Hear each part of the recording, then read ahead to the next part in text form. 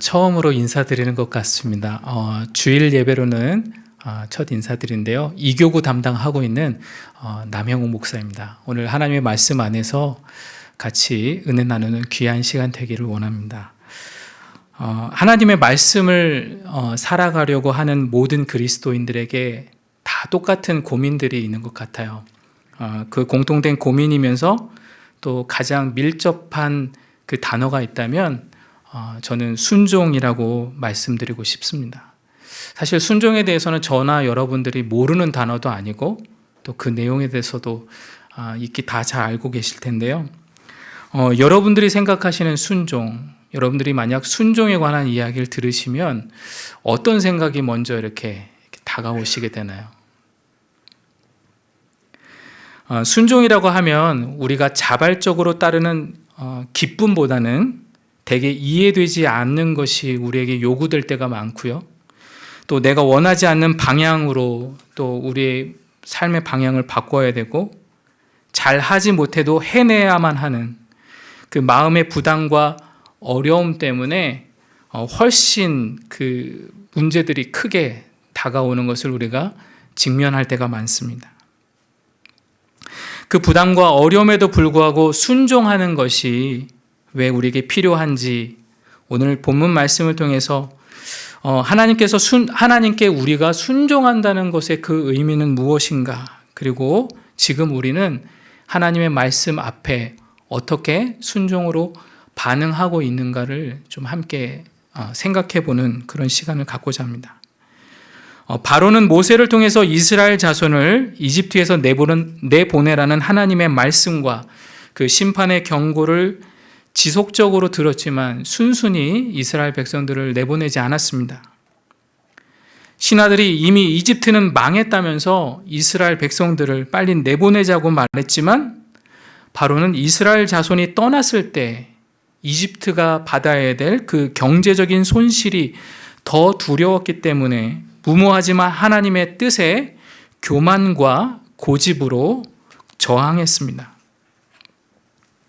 하나님을 거역한 바로와 이집트에 쏟아 부으실 그 임박한 하나님의 심판으로부터 이스라엘을 구원하시기 위해 하나님은 그 심판의 밤에 유월절을 이스라엘 백성들에게 준비시키셨습니다. 심판의 밤 이스라엘 백성들이 그러면 도대체 어떤 것들을 순종하며 따라갔는가, 그 내용들을 쭉 살펴보니까요. 첫 번째는 유월절에 관한 그 절차와 방법이 너무 복잡하다는 것을 우리 좀 살펴볼 수 있을 것 같습니다. 어린 양이나 염소를 준비하는데 1년이 된 건지 수컷인지 흠이 있는지 없는지를 다 살펴봐야 되고요. 식구수에 맞춰서 잡아야 하는데 먹을 사람이 모자라면 이웃을 불러오랍니다. 무교병과 쓴나무를 싸서 먹어라. 거기에 허리를 띠고 지팡이를 짚고 신을 신고 급하게 먹어라. 아침까지 남겨두지 말아라. 잡은 양이나 염소의 피를 문 밖에 좌우 문설주에, 우리가 그림으로 그리면 디귿자 형태겠죠. 디귿자 형태로 그 피를 다 칠하고 문 밖에 절대 나가면 안 된다는 것이 유월절이 가지고 있는 하나님이 말씀하신, 지키라고 말씀하신 규정입니다. 저는 이 말씀을 보면서 좀 저 나름대로의 재미있는 상상을 좀 해보게 됐습니다. 지난 교회에서 모두가 식사를 다 이렇게 같이 모여서 하게 되면요, 다른 분들이 식사가 끝날 때까지도 자리에 앉아서 식사하시는 한 성도님이 계셨어요. 그분은 워낙 식사 속도가 느리거든요. 근데 그런 분에게 이 급하게 먹으라는 이 유월절의 계명이, 이 유월절의 규례가 과연 어땠을까?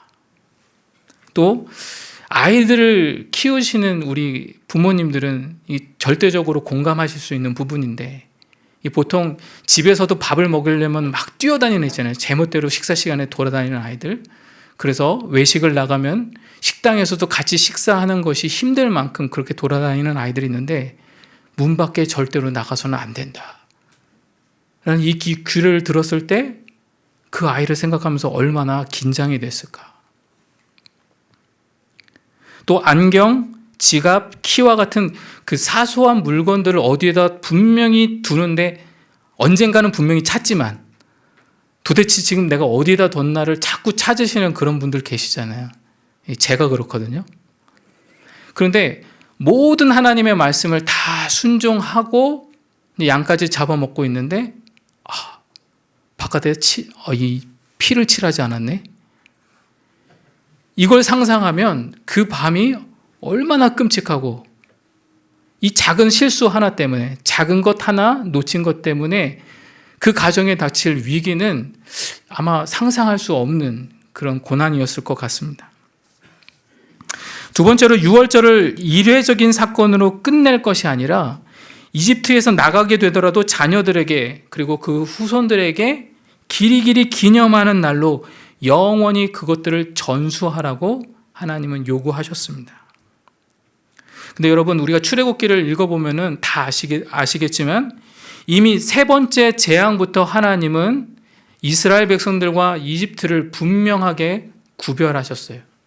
이스라엘 백성들이 거하고 있었던 고센 지역을 제외한 이집트 전역을 하나님께서 심판하실 수 있다는 것을 분명하게 보여주셨습니다. 그럼에도 불구하고 오늘 이 복잡한 절차와 방법을 이용해서 이 마지막 진노의 그 심판의 밤에 하나님은 왜 이스라엘 백성들에게 이러한 순종을 요구하셨을까? 그 요구하신 내용들, 하나님의 마음, 도대체 하나님의 뜻은 어디에 있는지 한번 좀 살펴보겠습니다. 첫 번째는 이 말씀 안에 함께하는 성장과 변화가 있다는 것을 우리가 좀 살펴볼 수 있습니다. 여러분, 유월절 양을 잡을 때 가족 수에 맞도록 잡으라고 오늘 성경은 이야기하고 있습니다. 한 마리를 잡으라고 하니까 가족의 수나 그 규모가 작은 핵가족 정도가 아닐까, 우리 가정으로 기본으로 생각해서 여러분 생각하시면 안 됩니다. 유대인들의 전통적 규범을 가르치는 미시나에 따르면 가족은 한 집에서 여러 대가 많게는 5대가 같이 함께 사는데요. 그러다 보니까 최대 30명을 한 가족이라고 유대인들은 말해요. 또 어린 양이라고 하면 우리가 상상하고 생각하는 어린 양, 여러분들 우리가 그림에서 너무 많은 그 이야기들이 익숙해져 있는 것 같아요. 예수님의 사진을 보면 옆에 그냥 있는 새끼 양, 그 다음에 목에다가 두를 수 있을 만큼의 그 작은 양을 생각하시는데 1년 된 양의 몸무게는 무려 70에서 80kg입니다. 그러니까 성인 한 명의 무게와 맞먹는 크기예요. 뼈와 가죽을 제외하고 고기만 발라내도 50에서 60kg은 거뜬히 나오니까 그 고기 양을 한 가족이, 아까도 말씀드렸지만 30이나 되는 그 많은 가족들이 먹기도 사실은 벅찼는데, 더 적은 수의 가족들이라면 당연히 이웃을 불러 모아서 함께 그 밤에 이 음식을 나눠야 되는 것이 당연한 일이라는 거죠. 여러분, 우리 한글 성경에는 해석되어서 기록되어 있지 않지만 원문에는 이웃이라는 그 단어 앞에 가장 가까운이라는 단어가 함께 쓰여 있습니다. 그러니까 오늘 말씀에서 이웃을 초대하라라고 말씀하실 때 그 이웃은 정서적 관계가 맺어져 있는 그것을 기준으로 이웃을 내가 초대할 것이 아니라 그냥 내 집에서 가장 가까운 사람들 가운데서 초대하라는 거예요. 그 이웃 가운데는 원수도, 이방인도, 양도 구할 형편도 되지 않는 그 사회적 약자들까지도 자신의 집으로 초대할 것을 하나님은 요구하고 계십니다. 이 명령을 통해서 내 이웃을 내 몸같이 사랑하라는 하나님의 말씀이 기억이 납니다. 우리가 사랑해야 할 이웃은, 우리가 함께 구원의 감격을 나누어야 할 그 이웃은 혈연적이고 정서적 관계의 이웃도 있겠지만, 성경은 하나님께서 죄로 인해서 자신의 삶에만 갇혀서 장벽을 세우고 원수됨으로 지냈던 그 모든 사람들까지도 동일한 가족으로 우리 앞에 불러주셨다라고 성경은 말하고 있습니다. 다양하고 불편한 사람들과 만나서 주님이 거하실 성전이 되기 위해서 주님 오시는 날까지 불편하지만 저와 여러분은 오늘도 함께 지어져 가고 있습니다. 그 모든 과정에서 온전하지 못한 우리 모두가 성장하고 변화되는 그 은혜가 있다는 거죠. 에베소서 말씀에서 우리가 함께 그리스도 안에서 지어져 간다라는 그 표현을 보자면 우리는 이미 하나님의 교회로 완성됐다라는 이야기가 있지 않습니다. 우리는 지금 지어져 가는 존재다. 그러면 지어져 가는 존재라는 것을 우리가 쉽게 이해할 수 있는 단어를 생각해 보니까 여러분, 공사 중이라는 단어가 쉽게 떠오르더라고요. 여러분, 공사가 있는 곳을 지나다 보면 참 불편하시잖아요. 그래서 거기에 꼭 써 있는 팻말이 있습니다. 불편을 드려서 죄송합니다. 공사 중입니다.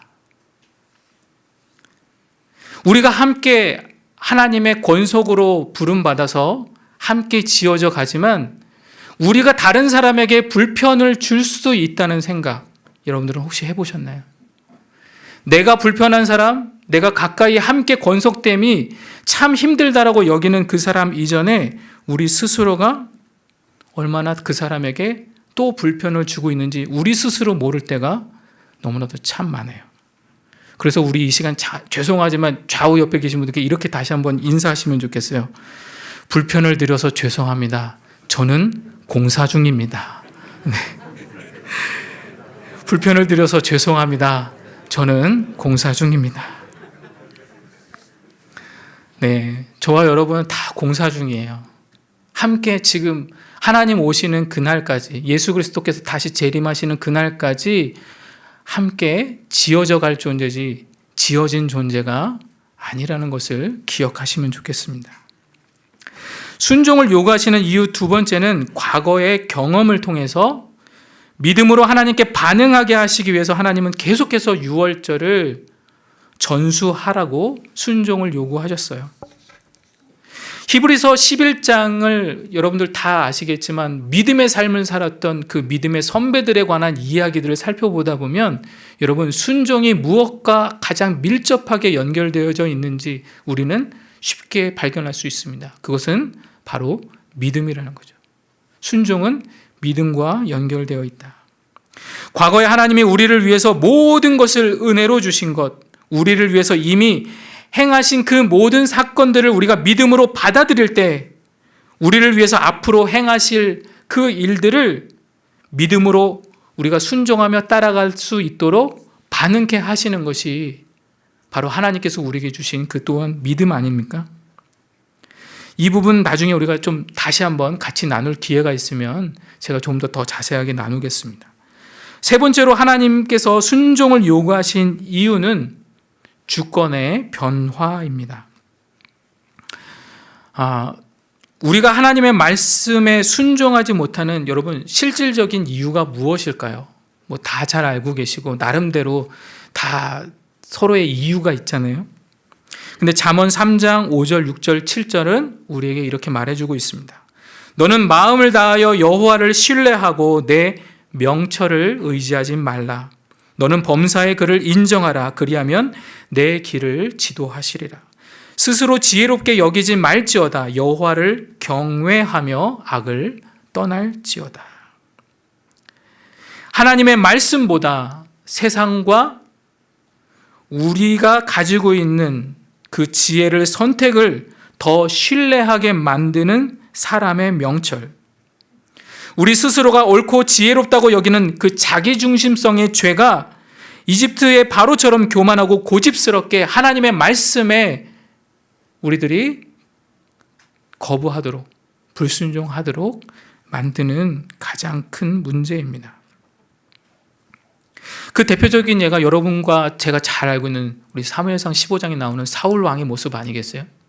아말렉을 완전히 진멸하라고 하셨지만 자신의 욕심에 눈 어두워서 짐승들을 살리고 또 그것으로 제사를 드리겠다며 핑계를 대는 그 사울의 모습을 우리가 살펴볼 수 있잖아요.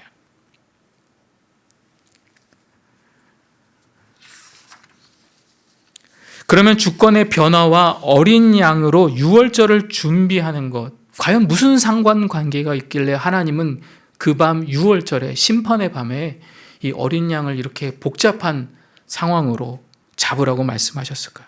여러분, 유월절이 이스라엘 백성이 키우던 가축들 중에서 가장 흔하고 또는 잔치에서 주로 사용되는 그 양을 잡으라는 것이 절대 아닙니다. 또 우리가 찬양을 부르면서도 가끔 그런 생각을 하는데요. 여러분, 어린 양의 피가, 여기서 죽은 어린 양의 그 피가 구원을 주는 특별한 능력을 가지고 있기 때문에 예수님께서 어린 양을 잡아서 피를 바르라고 하셨느냐? 그것도 결코 아니라는 거죠. 여러분, 문화적인 배경에서 보면 이집트에서는 동물은 인간이 신의 존재를 의식할 수 있는 그 신의 형상을 담은 것이 동물이었어요. 그러니까 동물을 신으로 여긴 것은 아니지만 신과 인간의 그 사이를 연결해주는 그 매개체로서, 그러니까 즉 아바타로서 그 짐승의 형상을 섬겼다는 거죠. 사진 하나만 좀 올려주시겠습니까? 여러분들 보시기에 그 왼편이겠죠? 네. 네. 오른편입니다. 죄송합니다. 왼편 맞습니다. 죄송합니다. 왼편에는 카르낙 신전에 있었던 양 모양을 한 스핑크스가 저렇게 신전 입구에 세워져 있어요.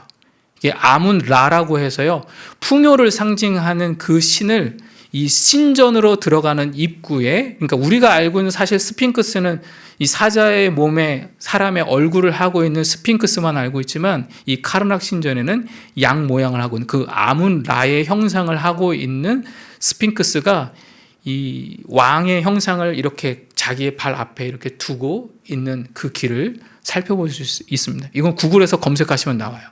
그리고 바로 그 오른편에 있는 것이 이 창조를 했다라고 하는 크눔이라고 하는 염소의 그 형상을 이집트 사람들은 신으로 여겼다는 것입니다.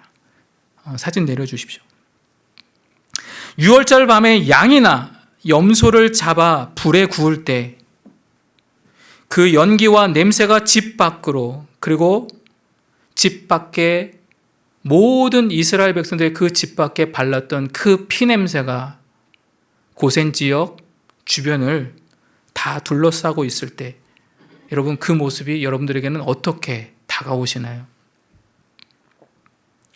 고센 가까운 곳에 이집트 사람들이 있었다면, 그 밤에 그들이 나올 수 있었다면, 그래서 자신들이 믿고 섬기는 신의 형상을 함부로 훼손하고 있는 이 신성 모독을 행하고 있는 이 이스라엘 백성들을 이집트 사람들이 봤다면, 그 밤 유월절은 이집트 사람들이 통곡하는 밤이 아니라 이스라엘 백성들이 통곡하는 밤이었을 것입니다.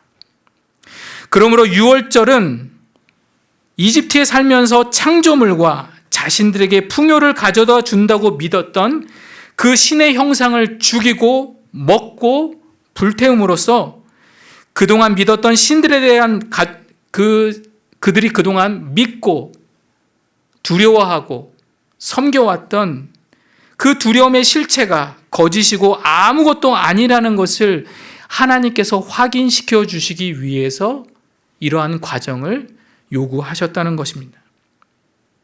하지만 여러분, 이스라엘 백성들이 이것을 행해야 될 때 어떤 마음이겠어요? 이건 죽음을 각오해야 되는 그런 상황 속에 내려야 되는 결단이잖아요. 내가 이제는 이 신들을 나의 신으로 섬기지 않겠다.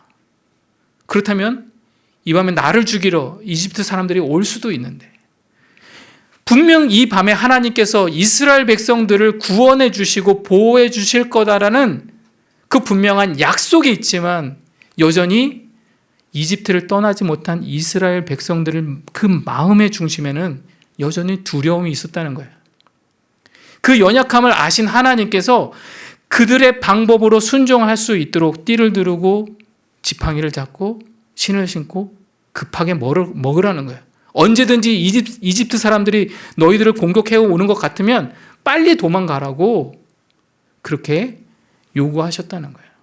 그러니까 이 말씀으로 살펴본다면 하나님은 우리에게 무조건적인 순종을 요구하시는 것이 아니라 우리의 상황과 우리의 연약함을 아시고 우리에게 맞는 방법으로 순종을 요구하시는 그런 하나님이시라는 거예요. 사랑하는 성도 여러분, 비록 우리가 하나님의 말씀에 순종하는 것이 기쁨보다는 여전히 마음의 부담과 또 어려움이 훨씬 더 크게 다가올 것입니다. 하지만 순종을 통해서 공사 중인 우리는 함께 성장하고 변화되는 축복을 누릴 겁니다. 뿐만 아니라 오래전부터 하나님의 백성들에게 주신 그 하나님의 언약, 하나님의 약속이 오늘 나에게도 동일하게 하나님께서 이루어 주실 것을 우리는 믿음으로 기대하고 고백할 수 있는 거죠.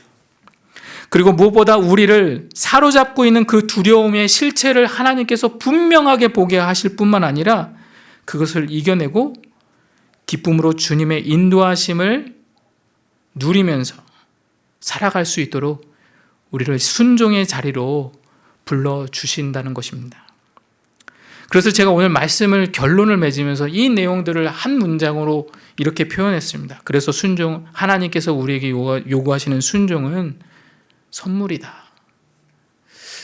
이해가 안 되시죠? 왜 순종이 선물일까?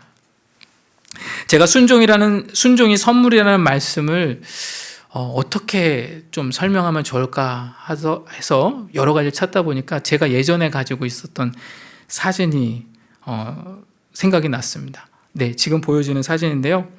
지금은 코로나 때문에 좀 못 가고 있지만 여러분 10대, 20대들이 좋아하고 또 가고 싶어하는 그 문화 공간 중에 하나가 바로 놀이공원인데요. 여러 놀이기구 중에서도 가장 인기 있고 사람들이 또 길게 오래 서서 기다리면서 타려고 하는 것 중에 하나가 저 바로 이름이 바이킹입니다.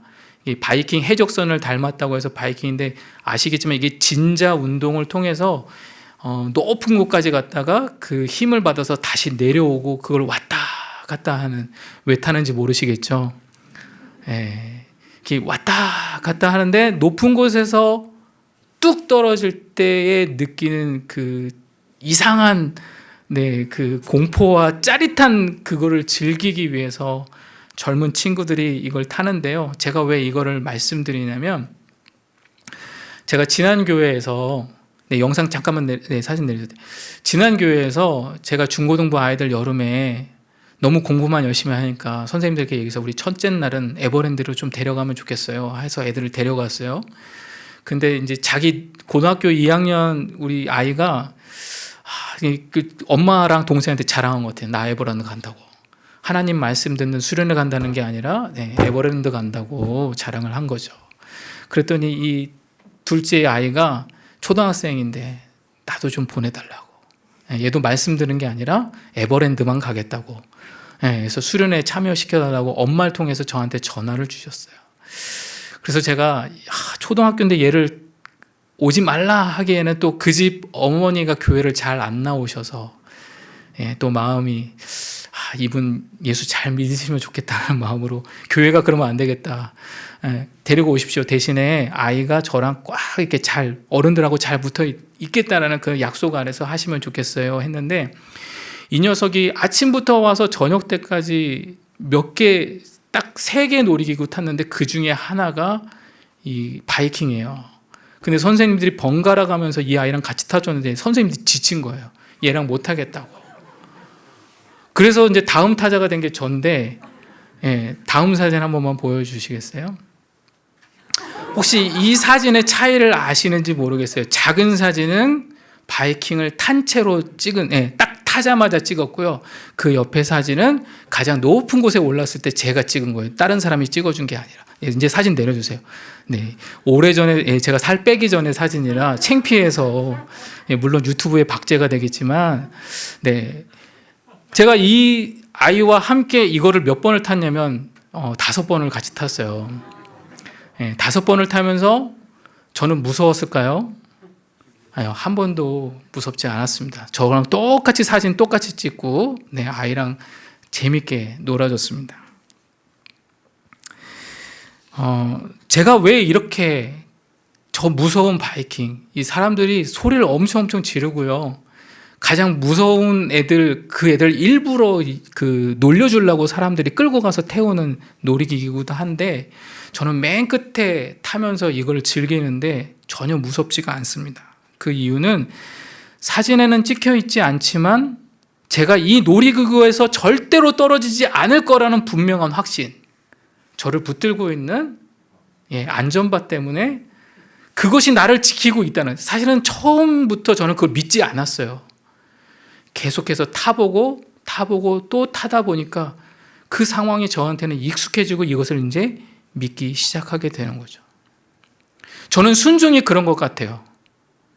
처음에 하나님의 말씀을 따라서 무언가 한다는 것이 내 삶의 방향을 바꾸고 내가 원하지 않고 내가 이해되지 않는 대로 그거를 따라가야 되는 것이 정말 불편하고 힘든데, 어느 순간 그것을 계속해서 해 나가다 보니 그 속에서 진정한 하나님이 주시는 자유와 안정과 평화를 누리게 되는 거죠. 그때는 두려움 속에서 하는 게 아니라 기쁨과 감사함으로 즐기고 있는 우리 자신을 발견하게 된다는 겁니다. 여러분, 하나님이 요구하시는 순종은 속박과 굴종이 목적이 아니라 선하신 하나님의 보호와 인도하심이 나를 붙들고 계시는구나. 그 사실을 통해서 하나님의 어떠하심과 하나님의 더 깊은 사랑 안에서 내가 누릴 수 있는 그 풍성한 은혜들을 우리는 더 경험할 수 있다는 거예요. 그래서 시편 기자는 이렇게 말하잖아요. 내가 사망의 음침한 골짜기로 다닐지라도 해를 두려워하지 않을 것은 주께서 나와 함께 하심이라. 그 고백이 함께 하시는 그 하나님으로, 또 함께 하시고 우리를 부르시고 그 순종의 자리에서 그 자유함과 평안함과 기쁨을 누리시는 여러분들 가운데서 똑같은 시편의 기자의 고백이 저와 여러분의 삶의 고백이 되시기를 주님의 이름으로 축복합니다. 아멘. 우리 시간 오늘 주신 하는 말씀 가운데 혹시 깨달으신 것이 있으시다면 마음으로 드리는 기도에 적어주셔도 좋겠고요. 잠시 하나님 앞에 기도 드리시면 좋겠습니다. 주님